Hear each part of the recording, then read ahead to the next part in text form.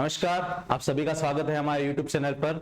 Lab assistant की इस अगली सीरीज में हम आपके लिए लेके आए हैं ऑसिलेशन का चैप्टर। तो इससे पहले वाली वीडियो में हमने देखा था differential equation of an SHM. आज की वीडियो में हम देखने वाले हैं कि कुछ बेसिक टर्म्स होती है एसएचएम से related, for example amplitude, time period, इन सब के बारे में चर्चा करेंगे। और फिर हम पढ़ेंगे फेस और फेस एंगल के बारे में। फिर हम निकालेंगे उसके डिस्प्लेसमेंट की इक्वेशन। फिर हम जाएंगे उसकी काइनेटिक एनर्जी, पोटेंशियल एनर्जी और टोटल एनर्जी। हम देखेंगे कि कैसे टोटल एनर्जी अपनी कांस्टेंट निकल के आती है और कैसे काइनेटिक एनर्जी और पोटेंशियल एनर्जी अपनी वेरिएबल होती है, किस पॉइंट पे मैक्सिमम होती है, किस पॉइंट पे मिनिमम होती है। इन सब की चर्चा हम इस वीडियो में करने वाले हैं। चलिए शुरू करते हैं। तो हम कुछ बेसिक टर्म से शुरू करते हैं। तो सबसे पहली बेसिक टर्म अपनी है एम्पलीट्यूड।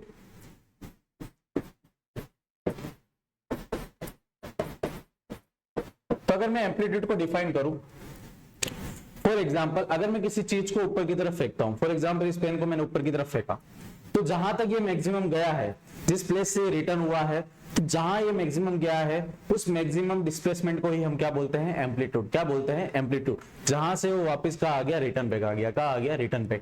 इसी चीज को हम बोलते हैं एम्पलीट्यूड। क्या बोलते हैं? एम्पलीट्यूड। तो हम इसमें लिख सकते हैं maximum displacement of a particle. Maximum displacement of a particle, इसको हम क्या नाम दे सकते हैं? एम्पलीट्यूड। क्या नाम दे सकते हैं? एम्पलीट्यूड। नेक्स्ट हम बात करते हैं टाइम पीरियड।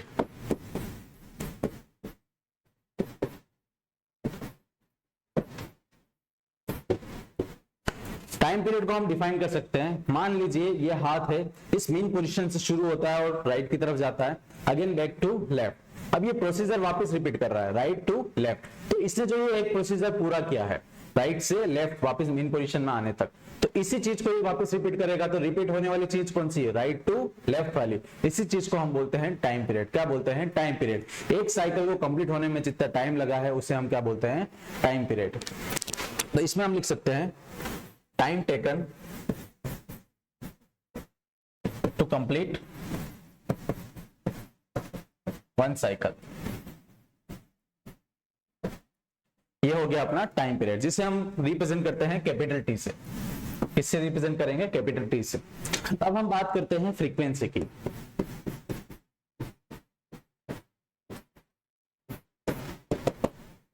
मान लीजिए ये जो रिपीटेशन हुआ है, पहले मेन पोजीशन से राइट की तरफ, फिर राइट से लेफ्ट की तरफ।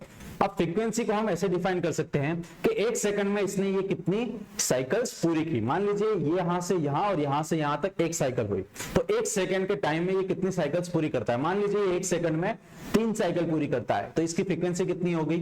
3। कितनी हो गई? 3। मतलब एक सेकंड में वो जितनी साइकिल्स कंप्लीट करता है वही उस पार्टिकल या उस बॉडी की क्या हो जाती है? फ्रीक्वेंसी। क्या हो जाती है? फ्रीक्वेंसी। तो फ्रीक्वेंसी को हम डिफाइन कर सकते हैं total cycle complete in 1 second या फिर पर सेकेंड, जिसे हम डिनोट करते हैं म्यू से। किससे डिनोट करते हैं? म्यू से।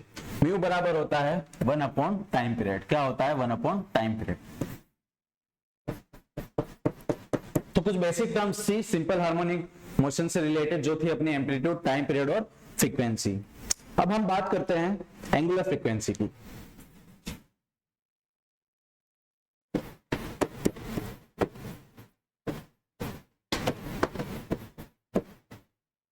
जिसे हम लिखते हैं ओमेगा से। किससे लिखते हैं? ओमेगा से। तो मान लीजिए कोई मोशन हो रहा है अपना एंगुलर में। किसमें हो रहा है? एंगुलर में। तो एक पूरा कंप्लीट साइकिल एंगुलर या सर्कुलर में होता है अपना 2 पाई का। किसका होता है? 2 पाई का। मान लीजिए कोई सर्कल है, उसकी मेन पोजीशन यहां है, ये घूम के वापस इसकी पोजीशन में आएगा, तो ये कहलाती है अपनी 1 साइकिल। क्या कहलाती है? 1 साइकिल। क्या कहलाती है? 1 साइकिल। पर इस साइकिल को कंप्लीट करने में इसने जो एंगल कंप्लीट किया वो क्या होता है? अपना 360। क्या होता है? 360। इसको अगर मैं रेडियन में लिखूं तो वो होता है अपना 2 पाई। कितना होता है? 2 पाई। तो एक सेकंड में फ्रीक्वेंसी अपना क्या होता है? एक सेकंड में कितनी साइकिल पूरी की। तो एंगुलर फ्रीक्वेंसी क्या होगी कि एक सेकंड में कितने एंगुलर साइकिल उसने पूरी की। तो एक एंगुलर साइकिल होती है अपनी 2 पाई की, तो पर सेकंड की बात हो रही है तो डिवाइड बाय टाइम। ये अपना किसका फॉर्मूला होता है? एंगुलर फ्रीक्वेंसी का। किसका? एंगुलर फ्रीक्वेंसी का। तो इसमें अगर हम स्टेटमेंट लिख सकते हैं total number of angular cycle in second. इसे हम किससे डिफाइन कर सकते हैं? एंगुलर फ्रीक्वेंसी से। किससे डिफाइन कर सकते हैं? एंगुलर फ्रीक्वेंसी से। अब हम आगे बात करते हैं फेज के बारे में। अब हम बात करेंगे फेज के बारे में।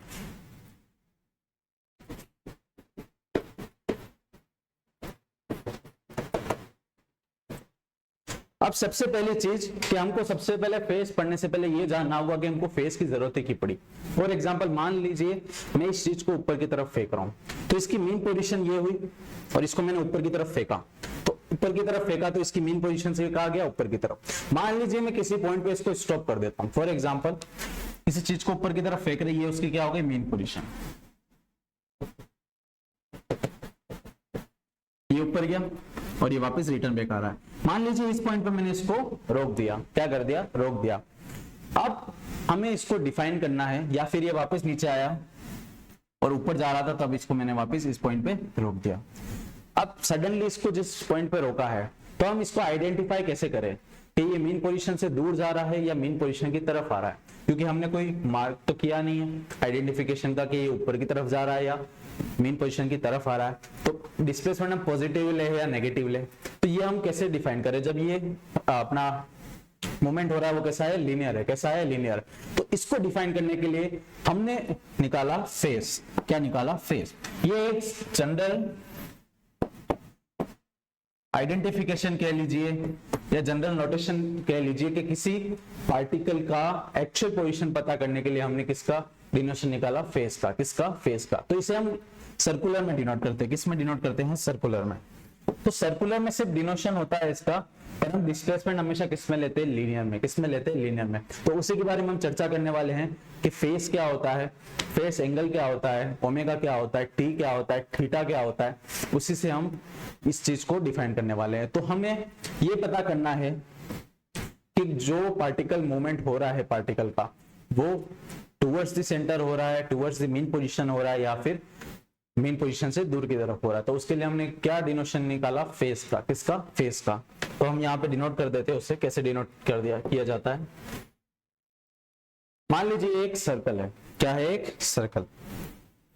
इसकी यहाँ पे एक मीन पोजीशन मान लेते हैं हम। ये इसकी क्या होगी? Mean position.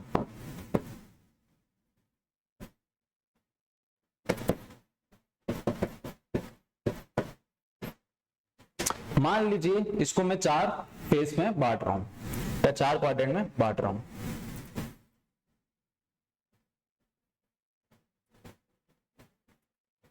ये हो गया हमारा फर्स्ट क्वाड्रेंट, ये हो गया हमारा सेकंड क्वाड्रेंट, ये हो गया हमारा थर्ड क्वाड्रेंट, ये हो गया हमारा फोर्थ क्वाड्रेंट। तो पार्टिकल की पोजीशन कैसे आइडेंटिफाई करें? मान लीजिए पार्टिकल शुरू होता है, इसकी ये कंडीशन है कि पार्टिकल मीन पोजीशन से शुरू होके एक कंप्लीट साइकिल पूरी करता है। तो इसका मूवमेंट कैसा है? Anti clockwise. कैसा है? Anti clockwise. मान लीजिए पार्टिकल इस पोजीशन में, तो इसका मतलब है कि ये कैसे जा रहा है? पार्टिकल मीन पोजीशन से दूर की तरफ जा रहा है। किस तरफ जा रहा है? दूर तरफ। अगर ये 0 है तो ये भी क्या है? अपना मीन पोजीशन। क्या है? Mean position. तो पार्टिकल जब यहां से यहां जा रहा है तो वो मीन पोजीशन से कहा जा रहा है एक्सट्रीम पोजीशन की तरफ, वापस एक्सट्रीम से किस तरफ आ रहा है? मीन पोजीशन की तरफ। तो ये मीन पोजीशन से अगर यहाँ पे आइडेंटिफाई होता है, इसका मतलब क्या है कि वो मीन पोजीशन से कहा जा रहा है? दूर की तरफ। कहा जा रहा है? दूर की तरफ। मतलब डिस्प्लेसमेंट कैसा? अपना पॉजिटिव। अगर मान लीजिए उसका आइडेंटिफिकेशन यहाँ पे हो रहा है, तो यहाँ हम बता सकते हैं कि वो मीन पोजीशन की तरफ जा रहा है। कहा जा रहा है? मीन पोजीशन की तरफ। क्योंकि इस फेस का या फिर इस स्ट्रक्चर का मूवमेंट कैसा है? Anti clockwise. कैसा है? Anti clockwise. मान लीजिए उस पार्टिकल को यहाँ आइडेंटिफाई किया जा रहा है, तो हम क्या बोल सकते हैं? ये मेन पोजीशन की तरफ जा रहा है। तरफ जा रहा है इसका मतलब इसका डिस्प्लेसमेंट कैसा है? पॉजिटिव या नेगेटिव। हम इससे सीधा आइडेंटिफाई कर सकते हैं। तो ये हो गया हमारा फेज डायग्राम। क्या हो गया? इसे हम बोलते हैं फेजर डायग्राम। क्या बोलते हैं? Phasor diagram. इसकी मदद से ही हम पार्टिकल के फेस एंगल से ये पता कर सकते हैं कि वो मीन पोजीशन से दूर की तरफ जा रहा है या मीन पोजीशन की तरफ जा रहा है। तो हम मान लीजिए पार्टिकल यहां है, तो हम यहां से इसका क्या निकाल सकते हैं? थीटा। क्या निकाल सकते हैं? थीटा। और थीटा यहां होता है अपना एंगुलर डिस्प्लेसमेंट। क्या होता है एंगुलर डिस्प्लेसमेंट। अब हमें पता है कि एंगुलर वेलोसिटी, जिसे हम डिनोट करते हैं ओमेगा से, और वेलोसिटी हमें पता है कि क्या होता है डिस्प्लेसमेंट पर यूनिट टाइम। क्या होता है डिस्प्लेसमेंट पर यूनिट टाइम।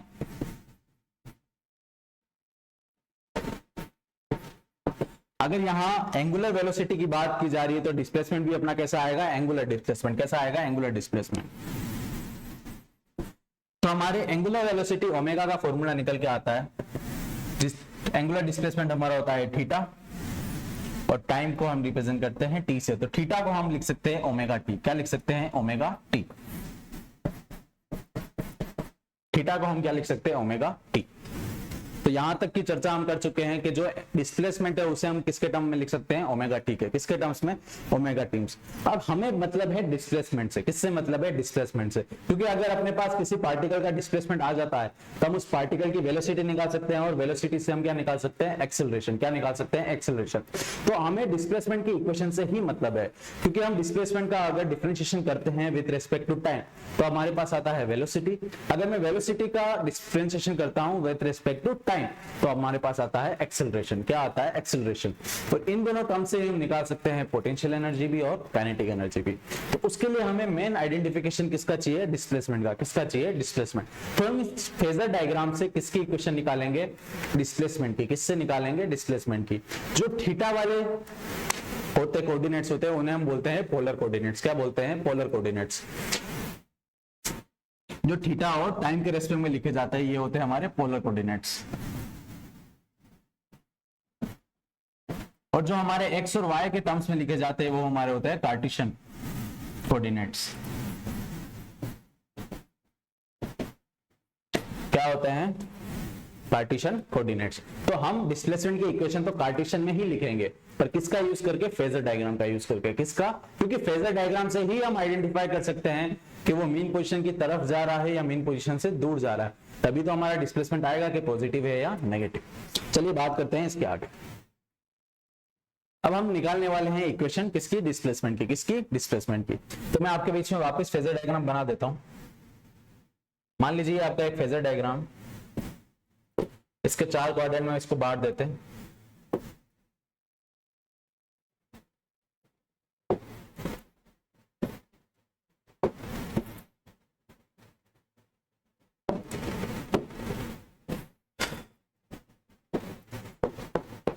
तो जरूरी नहीं हमेशा कोई भी पार्टिकल जीरो से ही शुरू हो, जरूरी ऐसा जरूरी नहीं है।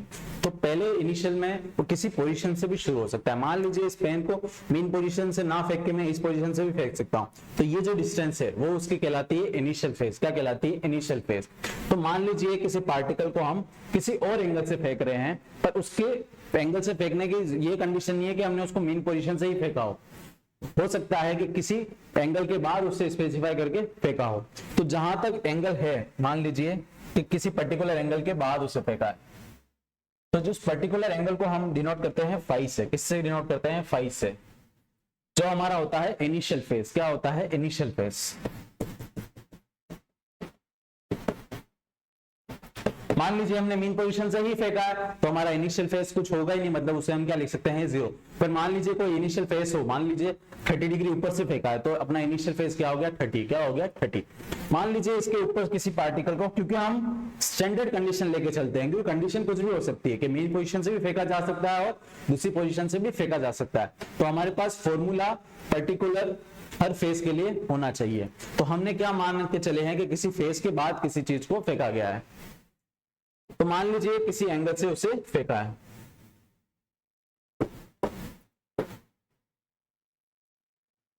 तो यहां जो एंगल से फेंका होगा उसे हम क्या लिख देते हैं थीटा। क्या लिख देते हैं थीटा।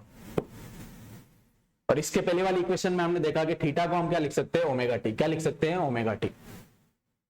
थीटा को हम क्या लिख सकते हैं ओमेगा टी। तो हमने थीटा को क्या लिख दिया ओमेगा टी। तो यहां पे टोटल एंगल कितना हो गया, फाई तो पहले से था, अब थीटा और बढ़ गया है, तो टोटल एंगल कितना हो गया फाई प्लस थीटा। कितना हो गया फाई प्लस थीटा। प्लस इसलिए आया है क्योंकि हम किस डायरेक्शन में जा रहे हैं, ऊपर की डायरेक्शन में। किस डायरेक्शन में जा रहे हैं, ऊपर की डायरेक्शन में। मतलब हम मेन पोजीशन से कहां जा रहे हैं, दूर की तरफ। कहां जा रहे हैं, दूर की तरफ। तो जब हम पार्टिकल मेन पोजीशन से दूर की तरफ जाता है तो डिस्प्लेसमेंट हमारा कैसा होता है, पॉजिटिव। कैसा होता है, पॉजिटिव। इसलिए यहाँ पे फेज भी अपना क्या आया है, क्योंकि यहाँ थीटा क्या है, एंगुलर डिस्प्लेसमेंट, और हमें पता है कि जब मेन पोजीशन से दूर की तरफ कोई भी चीज जाती है तो उसका डिस्प्लेसमेंट कैसा होता है, पॉजिटिव। इसलिए यहाँ क्या आया, प्लस। अगर नेगेटिव आता, इसका मतलब पार्टिकल मेन पोजीशन की तरफ जा रहा है। कहां जा रहा है, मेन पोजीशन की तरफ। तो ये डिनोट होगा हमारा नेगेटिव से। किससे डिनोट होगा, नेगेटिव से। अभी हम पॉजिटिव मान के इससे चल रहे हैं, तो इससे ये डिनोट क्या कर रहा है, हमारा पार्टिकल मेन पोजीशन से कहां जा रहा है, अवे जा रहा है। कहां जा रहा है, दूर जा रहा है। अब हम बात करते हैं इसके डिस्प्लेसमेंट की इक्वेशन की।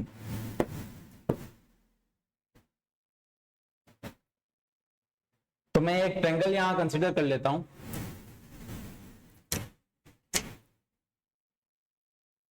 O Y Q, इस एक्सिस को हम y एक्सिस बोल देते हैं, इस एक्सिस को x एक्सिस बोल देते हैं, इस पॉइंट को R बोल देते हैं। तो form triangle in triangle ORQ। ORQ, अगर ये एंगल थीटा है तो यहां ये z बन रहा है, तो ये एंगल भी अपना क्या होगा, थीटा। क्या होगा, थीटा। तो हम बात करते हैं इन ट्रायंगल ORQ। अगर मैं यहां से साइन थीटा की वैल्यू निकालूं तो वो आती है अपने पास OR अपॉन OQ। कितनी आती है, OR अपॉन OQ। तो जब मैं इसको सोल्व करता हूं तो मैं सबसे पहले निकालूंगा OR की वैल्यू। किसकी वैल्यू निकालूंगा, OR की। तो OR की वैल्यू निकालता हूं तो ये हमारी आती है y। कितनी आती है, y। तो OR की वैल्यू अपने पास कितनी निकल के आती है, y। अब मैं बात करता हूं OQ की। किसकी बात करता हूं, OQ की। अब मान लीजिए पार्टिकल यहां तक गया है, इस पॉइंट से यहां तक गया है, मतलब ये क्या है, इसका एम्पलीट्यूड है, मतलब मैक्सिमम डिस्प्लेसमेंट है। और मैक्सिमम डिस्प्लेसमेंट क्या बोलते हैं, एम्पलीट्यूड। क्या बोलते हैं, एम्पलीट्यूड। तो OQ हमारा क्या हो गया, मैक्सिमम डिस्प्लेसमेंट, जिसे हम क्या बोलते हैं, एम्पलीट्यूड, जिसे हम डिनोट करते हैं कैपिटल A से। तो OQ हमारा क्या हो गया, कैपिटल A। तो साइन थीटा बराबर कितना हो गया, y अपॉन a। कितना हो गया, y अपॉन a। अब ये थीटा जो है ये क्या है, टोटल एंगल है। क्या है, टोटल एंगल, जो कितना है अपना 5 प्लस ओमेगा टी। कितना है, 5 plus omega T. Total angle कितना है अपना 5 प्लस ओमेगा टी। तो थीटा की जगह हम क्या लिख सकते हैं, 5 प्लस ओमेगा टी बराबर y अपॉन a। तो y हमारा क्या है, y हमारा क्या है, डिस्प्लेसमेंट। y एक्सिस पे डिस्प्लेसमेंट क्या है, y एक्सिस पे डिस्प्लेसमेंट। तो y बराबर क्या आ गया अपने पास, a sine 5 plus omega t. ये हमारे पास किसकी इक्वेशन निकल के आ गई, डिस्प्लेसमेंट की इक्वेशन। किसकी, डिस्प्लेसमेंट की इक्वेशन। अब इसी को अगर हम डेरिवेटिव करते हैं t के टर्म्स में तो हमारे पास वेलोसिटी भी आ जाएगी और एक्सेलरेशन भी आ जाएगा। हमारा मेन मकसद क्या था, हमें किसकी वैल्यू निकालनी थी, डिस्प्लेसमेंट की। किसकी, डिस्प्लेसमेंट की, जो हमने कहां से निकाली, फेजर डायग्राम से। कहां से निकाली, फेजर डायग्राम से। और फेजर डायग्राम क्यों जरूरी था, क्योंकि हमें उस पार्टिकल की पोजीशन पता करनी थी कि वो मेन पोजीशन की तरफ जा रहा है या मेन पोजीशन से दूर की तरफ जा रहा है। तब ये पोजीशन पता चलेगी, तभी तो हम बता पाएंगे कि डिस्प्लेसमेंट पॉजिटिव है या नेगेटिव है, डिस्प्लेसमेंट पॉजिटिव है या नेगेटिव है। क्योंकि हमें किससे मतलब है, एसएचएम से। किससे, एसएचएम से। तो हम उसी से पता करेंगे तो एक्सट्रीम पोजीशन की तरफ जा रहा है या एक्सट्रीम पोजीशन से दूर की तरफ जा रहा है। एक्सट्रीम पोजीशन की तरफ जा रहा है तो काइनेटिक एनर्जी की वैल्यू कुछ अलग होगी, अगर लोअर पोजीशन की तरफ जा रहा है तो काइनेटिक एनर्जी की वैल्यू कुछ अलग होगी। तो उसी बेस पे हमारा क्या था, फेजर डायग्राम। और फेजर डायग्राम से हमने क्या निकाला, y एक्सिस की। आप चाहे तो x की वैल्यू भी निकाल सकते हैं, जो किसके टर्म्स में आएगी, cos के टर्म्स में आएगी। किसके टर्म्स में आएगी, cos के टर्म्स में। क्योंकि हम जब कंपोनेंट्स निकालते हैं तो थीटा के साइड वाला कंपोनेंट अपना क्या होता है, cos थीटा, और अदर साइड वाला होता है अपना sin थीटा। ये हमने नॉर्मल पढ़ रखा है। तो इसी बेस पे हम ये x एक्सिस का भी निकाल सकते हैं। हमें लास्ट एट द एंड जो रिजल्ट मिलेगा एक्सेलरेशन का, वो आपको क्या मिलेगा, सेम। क्या मिलेगा, सेम। ये फर्क नहीं पड़ता कि आपने यहाँ साइन की इक्वेशन ली है या कॉस की इक्वेशन ली है। साइन की इक्वेशन भी पीरियोडिक है और कॉस की इक्वेशन भी क्या है, पीरियोडिक। आप चाहे तो दोनों इक्वेशन से सोल्व करें, आपके एक्सेलरेशन का फॉर्मूला क्या निकल के आएगा, सेम टू सेम। तो ये आपकी इक्वेशन आती है डिस्प्लेसमेंट की। किसकी आती है, डिस्प्लेसमेंट की। अब हम इसी इक्वेशन से निकालेंगे अपनी वेलोसिटी। क्या निकालेंगे? वेलोसिटी। तो ये आ गया आपका डिस्प्लेसमेंट। अब हम निकालने वाले हैं velocity of particle in SHM. Velocity of a particle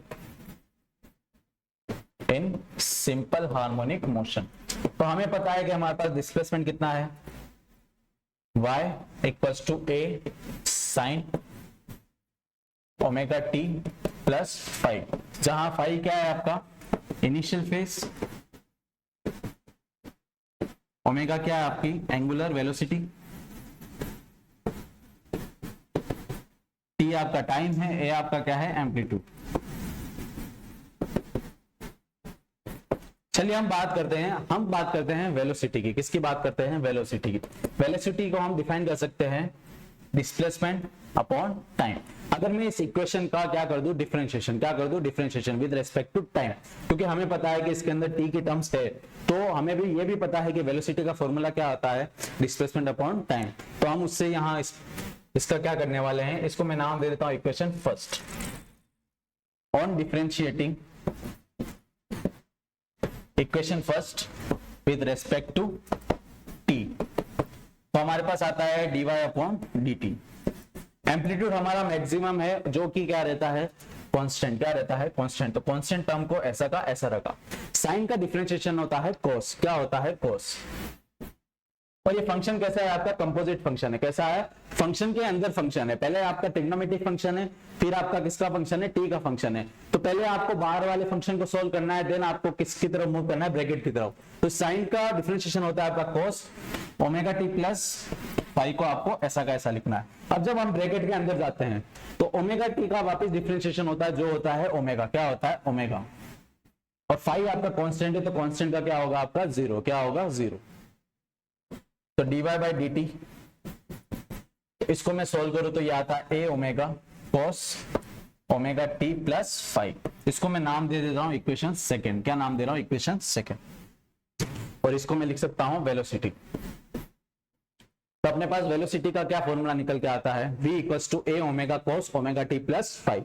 इसको हम फर्दर और बदल सकते हैं। कैसे बदलेंगे? देखिए, हम इस ट्रिग्नोमेट्री को अलग फॉर्मूले में लिखने वाले हैं a और ओमेगा के टर्म्स में। किसके टर्म्स में? a और ओमेगा के टर्म्स में।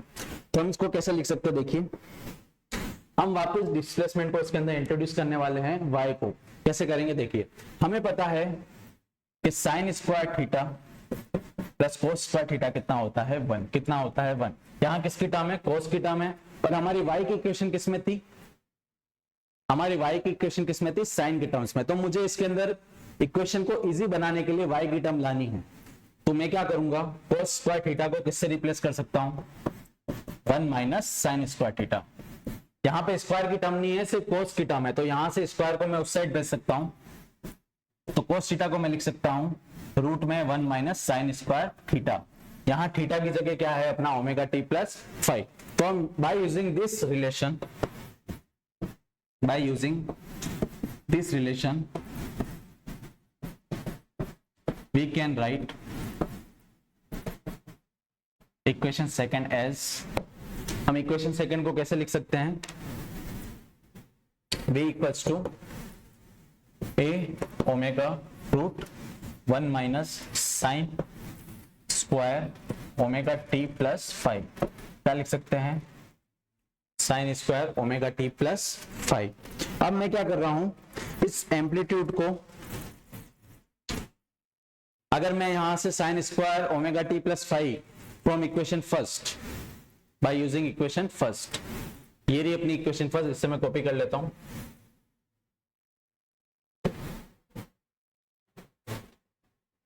ये क्या है हमारी इक्वेशन फर्स्ट, ये क्या है हमारी इक्वेशन फर्स्ट। तो मैं यहां से sine theta omega t plus five को क्या लिख सकता हूं? y upon a. क्या लिख सकता हूं? y अपॉन ए।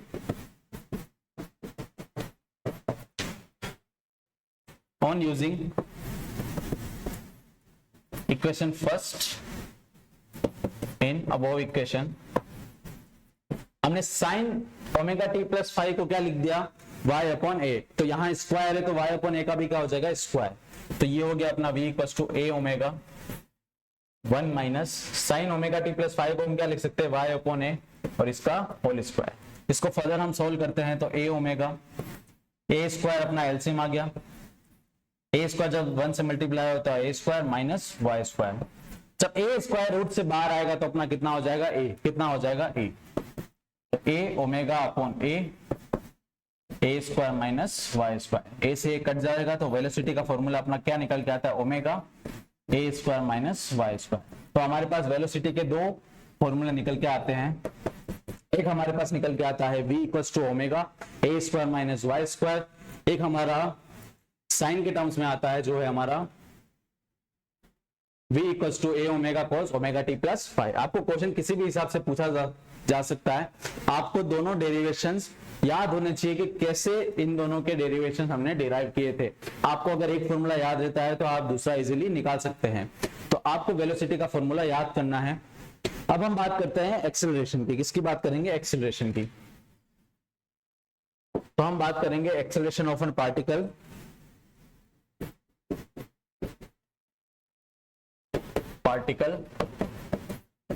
इन एसएचएम। अब सिंपल हार्मोनिक मोशन में हम एक्सेलरेशन की बात करते हैं कि एक्सेलरेशन का फॉर्मूला कैसे निकल के आता है। हमें पता है कि अगर हम वेलोसिटी का क्या कर दे, डिफरेंशिएशन, क्या कर दे, differentiation with respect to time, तो हमारे पास किसकी वैल्यू आ जाती है, एक्सेलरेशन की। किसकी वैल्यू आ जाती है, एक्सेलरेशन की। तो हमारे पास वेलोसिटी की अभी इक्वेशन पता है। हमारे पास वेलोसिटी की इक्वेशन निकल के आई थी a cos a omega cos omega t plus 5। ये हमारी किसकी इक्वेशन निकल के आती थी, वेलोसिटी की। इससे पहले वाली स्लाइड में हमने उसका डेरिवेशन देखा था। अब हम इस वेलोसिटी का क्या निकालने वाले हैं, डेरिवेटिव। क्या निकालने वाले हैं, डेरिवेटिव ऑन डिफरेंशिएटिंग। इसे मैं नाम दे देता हूं equation first, differentiating equation first with respect to t. तो ये क्या हो जाएगा हमारा dv अपॉन dt, जिसे हम लिखते हैं एक्सेलरेशन। क्या लिखते हैं, एक्सेलरेशन। अगेन a और ओमेगा आपका क्या है, कांस्टेंट, तो ये ऐसा का ऐसा आ गया। अगेन कंपोजिट फंक्शन है, बाहर ट्रिग्नोमेट्रिक फंक्शन है और अंदर कैसा फंक्शन है, ओमेगा का। t का फंक्शन है और कांस्टेंट क्या है अपना, ओमेगा। तो सबसे पहले cos को सोल्व करेंगे। cos का डिफरेंशिएशन होता है अपना माइनस साइन, और अंदर वाली चीज ऐसी की ऐसी। अब ब्रैकेट के अंदर वाली चीज को सोल्व करते हैं तो ओमेगा टी का डिफरेंशिएशन होता है ओमेगा, फाई का हो जाएगा आपका अगेन 0। तो ओमेगा इंटू ओमेगा हो जाएगा हमारे पास ओमेगा स्क्वायर, तो minus a omega square sine omega t plus 5। Again हम a sine omega t plus 5, जो कि हमारा क्या होता है, y. A sine omega t plus 5, इसको हम वापस क्या लिख सकते हैं, y। तो ये अपने पास आ जाता है माइनस ओमेगा स्क्वायर y,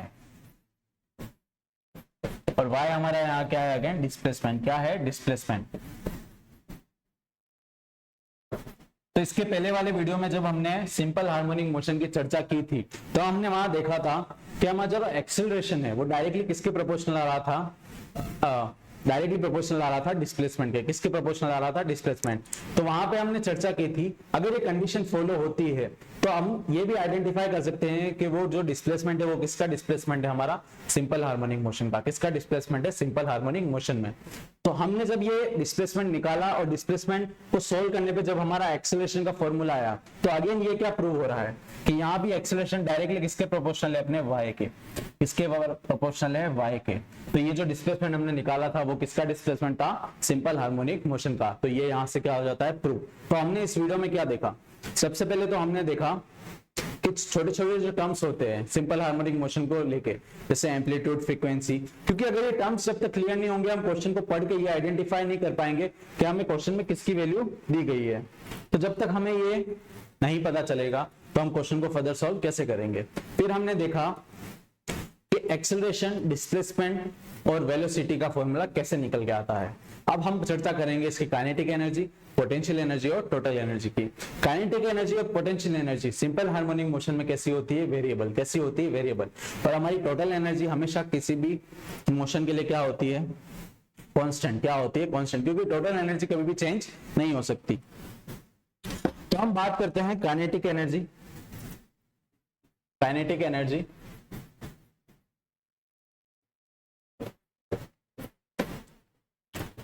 इन एसएचएम।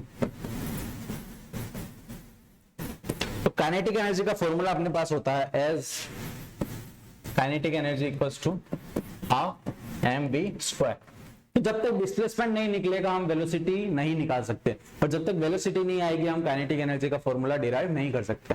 तो हमको पता है कि वेलोसिटी की वैल्यू कितनी निकल के आई थी अपने पास, वेलोसिटी की वैल्यू अपने पास निकल के आई थी a omega cos omega t plus 5।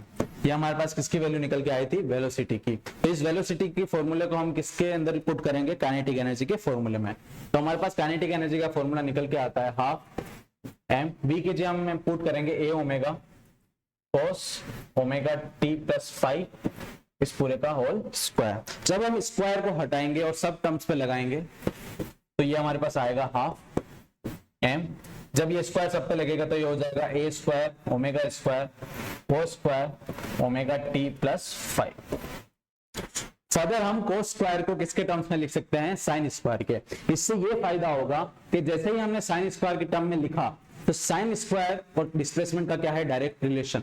तो हम इस cos स्क्वायर वाले टर्म को भी किस में लिख सकते हैं, डिस्प्लेसमेंट के टर्म में, क्योंकि आपको क्वेश्चन में मेजरली क्या गिवन होगा, डिस्प्लेसमेंट। क्या गिवन होगा, डिस्प्लेसमेंट।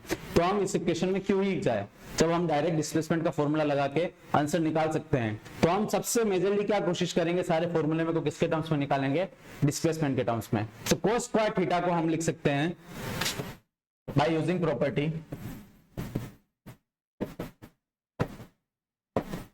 cos स्क्वायर थीटा को हम क्या लिख सकते हैं, 1 माइनस साइन स्क्वायर थीटा। तो यहां cos स्क्वायर को हम क्या लिख सकते हैं,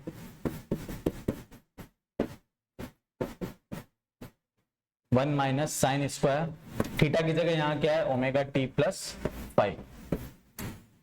अगर मैं a स्क्वायर को अंदर दोनों टर्म से क्या कर दूं, मल्टीप्लाई। क्यों, क्योंकि हमारी जो y की इक्वेशन थी उसमें एम्पलीट्यूड का भी टर्म होता है। तो अगर मैं a स्क्वायर को अंदर मल्टीप्लाई कर दूं तो मैं y को इजीली रिप्लेस कर सकूंगा।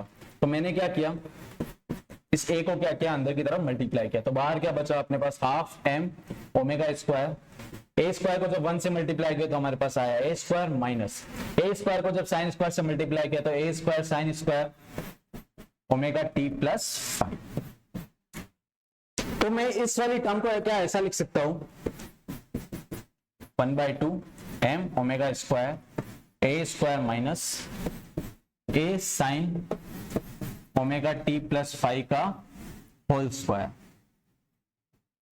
क्या मैं इस पूरी टर्म को ऐसा लिख सकता हूं, अगर मैं वापस होल स्क्वायर दोनों पे लगाता हूं तो ये वापस क्या बनेगा, a square sine square omega t plus 5। तो मैंने दोनों पे क्या लिख दिया, होल स्क्वायर। तो हम इस रिलेशन का यूज कर सकते हैं एज y इक्वल्स टू क्या होता है हमारे पास, a sine omega t plus 5। तो मैं इस पूरी टर्म को क्या लिख सकता हूं, y। क्या लिख सकता हूं, y। तो यहां काइनेटिक एनर्जी का फॉर्मूला अपने पास निकल के आता है half m omega square a square minus y square. कितना निकल के आता है, a square minus y square.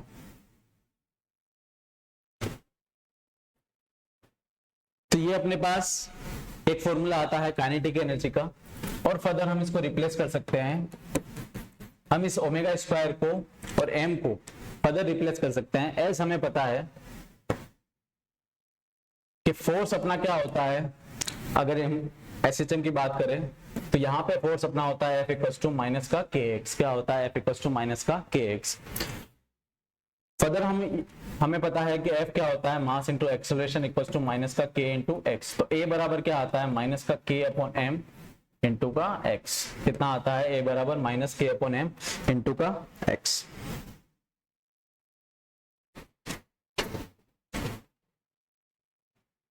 पर हमें पता है कि एक्सेलरेशन का फॉर्मूला हमारा क्या निकल के आया था, माइनस ओमेगा स्क्वायर इंटू में y, जहां पे y क्या है अपना डिस्प्लेसमेंट, a क्या है हमारा एक्सेलरेशन।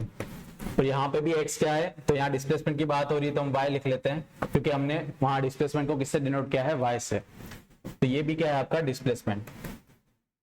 दोनों इक्वेशन को, इसे मैं नाम दे दूं इक्वेशन फर्स्ट और इसे मैं नाम दे दूं equation second. On comparing equation first and equation second, acceleration बराबर क्या है माइनस के अपॉन एम वाई, और यहाँ एक्सेलरेशन बराबर क्या है minus omega square into y. Y से वाई कट गया तो माइनस माइनस कट गया तो ओमेगा स्क्वायर इक्वल टू कितना आता है के अपॉन एम। तो एम ओमेगा स्क्वायर को हम क्या लिख सकते हैं के, क्या लिख सकते हैं के। इसे मैं क्या नाम दे रहा हूं इक्वेशन थर्ड। यहां से ही आपका रिलेशन आता है ओमेगा स्क्वायर इक्वल टू के अपॉन एम, तो उसका भी डेरिवेशन हमने कर दिया। तो हम यहाँ एम ओमेगा स्क्वायर को किससे रिप्लेस कर रहे हैं के से। On replacing m omega square by k from equation third, तो हमारे पास काइनेटिक एनर्जी का क्या फॉर्मूला निकल के आता है हाफ के ओमेगा या एम ओमेगा स्क्वायर को हमने क्या लिख दिया के, और अंदर क्या आ गया अपना ए स्क्वायर माइनस वाई स्क्वायर। ये आपका किसका फॉर्मूला निकल के आता है काइनेटिक एनर्जी का। किसका फॉर्मूला निकल के आता है काइनेटिक एनर्जी का, जहां के क्या है आपका एम ओमेगा स्क्वायर, क्या है एम ओमेगा स्क्वायर। अब हम बात करते हैं पोटेंशियल एनर्जी की। किसकी बात करेंगे पोटेंशियल एनर्जी की।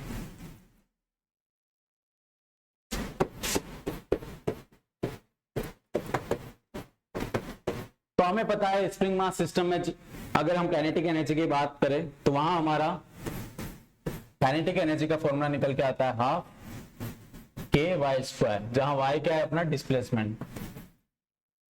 मोस्टली जनरली यहाँ एक्स स्क्वायर लिखा होता है पर एक्स भी क्या है अपना डिस्प्लेसमेंट, पर हम यहाँ वाई मान के चल रहे हैं तो हम यहाँ वाई को क्या लिखेंगे डिस्प्लेसमेंट। क्या लिखेंगे डिस्प्लेसमेंट। तो अपने को सिर्फ वाई की वैल्यू को रिप्लेस करना है और हमारे पास किसका फॉर्मूला आ जाएगा, हमारे पास किसका फॉर्मूला आ जाएगा पोटेंशियल एनर्जी का। तो हमें पता है कि के को हम एम ओमेगा स्क्वायर लिख सकते हैं, तो पोटेंशियल एनर्जी का फॉर्मूला क्या हो गया अपने पास half m omega square into में वाई स्क्वायर।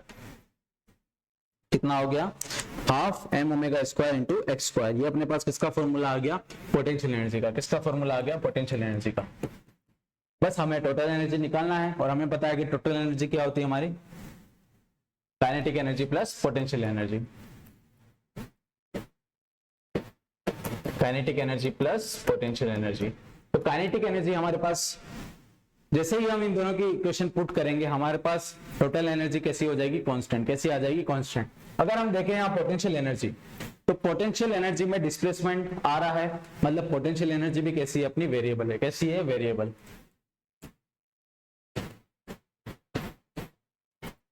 अगर मैं बात करूं काइनेटिक एनर्जी में तो यहां पे डिस्प्लेसमेंट का टर्म आ रहा है, तो इसी पे ये डिपेंड कर रहा है, मतलब ये भी क्या है अपनी वेरिएबल। क्या है वेरिएबल। तो जब मैं टोटल एनर्जी की बात करूंगा तो वो अपनी कैसी आनी चाहिए कांस्टेंट। कैसी आनी चाहिए कांस्टेंट, क्योंकि किसी भी सिस्टम के लिए हमारी टोटल एनर्जी क्या होती है कंजर्व रहती है। क्या रहती है कंजर्व। तो हम बात करते हैं टोटल एनर्जी की। तो हमारे पास काइनेटिक एनर्जी का फॉर्मूला निकल के आया था half m omega square a square minus y square, पर हमारी पोटेंशियल एनर्जी का फॉर्मूला निकल के आया था half m omega square half m omega square y square. तो अगर मैं इसको फर्दर सॉल्व करता हूं तो ये आती है अपनी हाफ एम ओमेगा स्क्वायर, अंदर मल्टीप्लाई किया तो a square minus half m omega square y square plus half m omega square y square. ये वाली पूरी टर्म पॉजिटिव है और ऐसी कैसी सेम टर्म अपनी किस में है नेगेटिव में, तो ये दोनों आपस में क्या हो जाएंगे कैंसिल आउट। तो हमारे पास टोटल एनर्जी का फॉर्मूला क्या निकल के आता है half m omega square a square. अब पूरी टर्म अपनी कैसी है कांस्टेंट है। कैसी है कांस्टेंट है, जहां ए क्या है अपना मैक्सिमम एम्पलीट्यूड, ओमेगा क्या है हमारा angular displacement angular velocity, m क्या है अपना मास। तो ये पूरी टर्म क्या आती है अपने पास कांस्टेंट। क्या आ जाती है कांस्टेंट। तो यहां से ये चीज भी पता लगती है कि एसएचएम में जो टोटल एनर्जी होती है वो अपनी कैसी होती है कांस्टेंट। कैसी होती है कांस्टेंट। अब हम बात करेंगे कि हमने इससे पहले वाली वीडियो में ये तो देखा था कि काइनेटिक एनर्जी किस पॉइंट पे मैक्सिमम होती है किस पॉइंट पे मिनिमम होती है, पर उसकी वैल्यू कितनी होती है, तो हम उसी की बात करने वाले हैं। तो हम बात करते हैं काइनेटिक एनर्जी की। किसकी बात करेंगे काइनेटिक एनर्जी की। इसका फॉर्मूला क्या निकल के आता है अपने पास half m omega square a square minus x square. तो हमने पता है कि kinetic energy at mean position, at mean position हमें पता है कि वो कितनी होती है, मैक्सिमम होती है। क्या होती है, मैक्सिमम। पर उसकी वैल्यू, या फिर पूछ लिया जाए कि क्वेश्चन में कितनी होती है, उसकी वैल्यू बताओ, तो उसका फॉर्मूला हम कैसे डिराइव कर सकते हैं। हमारे पास काइनेटिक एनर्जी का जनरल फॉर्मूला है पूरे एसएचएम के लिए। तो हमें पता है कि मीन पोजीशन में एक्स अपना कितना होता है, 0। तो एक्स कितना होता है अपना, 0। तो इसको नाम दे दूं मैं equation first. On putting x equals to 0 in equation 1, तो हमारे पास क्या निकल के आती है, काइनेटिक एनर्जी, जो क्या होती है अपनी मैक्सिमम एट मीन पोजीशन। क्या हो जाएगी, half m omega square a square minus 0। ये कितनी आ जाएगी अपने पास, half m omega square a square. ये हमारी क्या आ गई, मैक्सिमम काइनेटिक एनर्जी का फॉर्मूला। अब हम बात करते हैं एट एक्सट्रीम पोजीशन।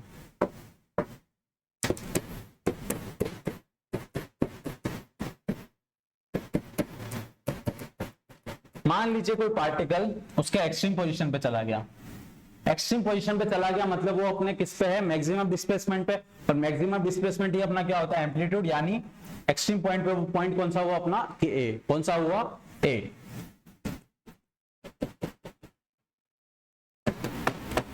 एक्स बराबर क्या हुआ अपना, ए। क्या हो गया, ए।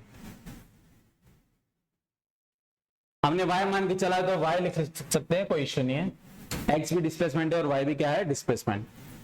तो y बराबर कितना हो गया अपने पास, a। क्या हो गया, a। तो एक्सट्रीम पोजीशन की बात करें तो y बराबर क्या हो गया अपने पास, a। तो काइनेटिक एनर्जी का क्या फॉर्मूला होता है, half m omega square, half m omega square a square minus y square, a square minus y square. तो एक्सट्रीम पोजीशन पे y अपना कितना होता है, a। तो ऑन पुटिंग, इसे मैं नाम दे रहा हूं equation second. On putting y equals to a in equation second, तो हमारे पास काइनेटिक एनर्जी एक्सट्रीम पॉइंट पे कितनी आती है, मिनिमम। तो a को हमने कितना लिखा, half m omega square a square minus A square. A square minus A square कितना हो गया, 0। और जब 0 का इस इक्वेशन से मल्टीप्लाई करेंगे तो अपने पास क्या आंसर आ जाएगा, kinetic energy eight extreme is 0। तो इस इक्वेशन से ये प्रूव भी हो जाता है कि एक्सट्रीम पोजीशन पे अपनी काइनेटिक एनर्जी कितनी होती है, 0। अब हम बात करेंगे पोटेंशियल एनर्जी की। किसकी बात करेंगे, पोटेंशियल एनर्जी की।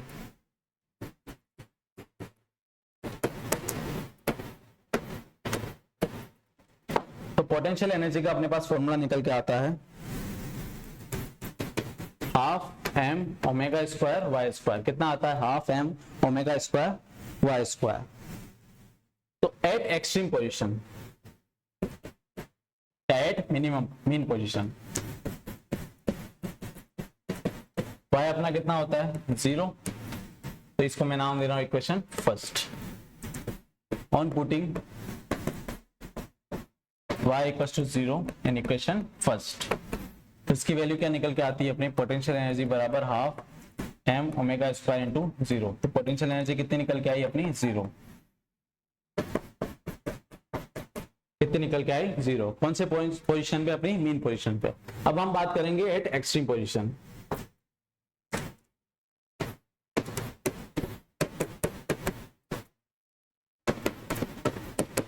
एक्सट्रीम पोजीशन पे अपना डिस्प्लेसमेंट कितना होता है, मैक्सिमम, जिसे हम बोलते हैं एम्पलीट्यूड। अपना पोटेंशियल एनर्जी का फॉर्मूला कितना है, half m omega square y square. तो एक्सट्रीम पोजीशन पे y कितना होता है, a। ऑन पुटिंग, इसको नाम देता हूं equation second, y equals to a in equation second. तो पोटेंशियल एनर्जी कितना निकल के आता है अपना, half m omega square a square. ये क्या है अपनी एक्सट्रीम पोजीशन पे पोटेंशियल एनर्जी की value at extreme position.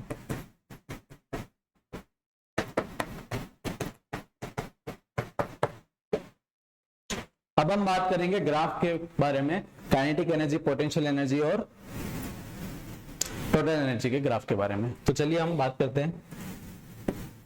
Equation हमारी एक्स स्क्वायर के टर्म में, किसके टर्म में, एक्स स्क्वायर के। तो अपना जो ग्राफ बनेगा वो कैसा बनेगा, एक्सपोनेंशियल ग्राफ बनेगा। कैसा बनेगा, एक्सपोनेंशियल ग्राफ। तो सबसे पहले हम एक्सिस खींच देते हैं यहाँ पे, तो सबसे पहले मैं बात करता हूं काइनेटिक एनर्जी की। सबसे पहले मैं किसकी बात करता हूं? Kinetic energy. मान लीजिए ये अपनी क्या है? Mean position. क्या है? Mean position.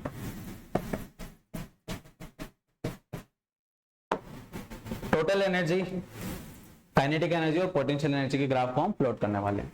तो मीन पोजीशन पे अपनी काइनेटिक एनर्जी क्या रहती है? मैक्सिमम या मिनिमम? काइनेटिक एनर्जी अपनी कैसी रहती है? मैक्सिमम। तो मान लीजिए यहाँ कोई मैक्सिमा का पॉइंट होगा फॉर एग्जांपल, तो यहाँ पे काइनेटिक एनर्जी अपनी क्या रहती है? Maximum.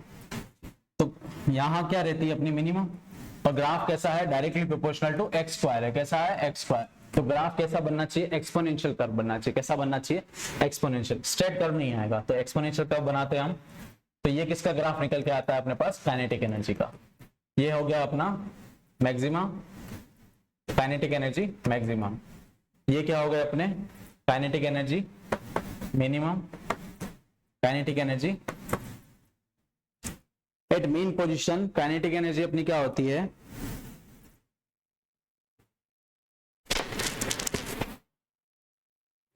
Eight mean position kinetic energy अपनी, ठीक है। और ये क्या हो गया अपने? Extreme position. तो काइनेटिक एनर्जी यहाँ क्या होती है? मिनिमम। बराबर। अब हम बात करते हैं पोटेंशियल एनर्जी की। तो मीन पोजीशन पे पोटेंशियल एनर्जी कैसी होती है अपनी? कैसी होती है? मीन पोजीशन पे पोटेंशियल एनर्जी कैसी होती है? मिनिमम। कैसी होती है? मिनिमम। और यहाँ मैक्सिमम होती है। तो यहाँ भी क्या है? एक्स स्क्वायर के डायरेक्टली प्रोपोर्शनल है, तो ग्राफ वापस कैसा आएगा? एक्सपोनेंशियल। तो ये ग्राफ किसका आता है? आपका पोटेंशियल एनर्जी का। किसका आता है? पोटेंशियल एनर्जी का। और टोटल एनर्जी हमारी क्या होती है? कांस्टेंट। तो ये क्या हो गया आपका? टोटल एनर्जी का ग्राफ, जो क्या रहती है? कांस्टेंट। क्या रहती है? कांस्टेंट।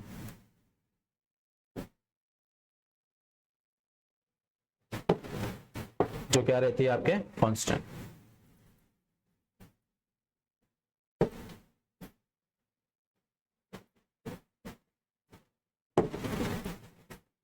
तो ये आपका ग्राफ निकल के आता है काइनेटिक एनर्जी, पोटेंशियल एनर्जी और टोटल एनर्जी का।